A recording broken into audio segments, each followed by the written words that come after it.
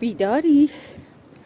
میریم اونجا، میبینیم نیمکته رو، میریم اونجا با هم میشینیم و یک گپی با هم دیگه میزنیم.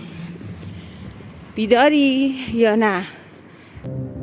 ببین من قبلا کسی این حرف رو بهم میزد فوشش میدادم، گفتم روانی؟ مگه ما آدم نیستیم؟ مگه میشه آدم این چالش ها رو داشته باشه؟ تو مثلا قبض تو ندادی، میدونی 2 روز دیگه گاز خونه، برق خونه داره قطع میشه، یا اجاره خونه، صاحب خونه داره پاشو گذاشته اینجا گردنت داره خفت میکنه، بعد تو در آرامشی. از من این شد بیداری من و 6 دنگ نشستم دعا کردم و خیلی اتفاقای قشنگ امسال میفته، باورش دارم.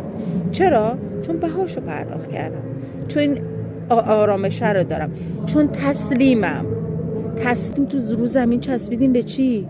به پول، به خونه، به ظرفای کریستال، به مبلمان، به سکس، به نمیدونم. نینا هستم، یادت نره. زندگی من بیداری تو. دوست دارم.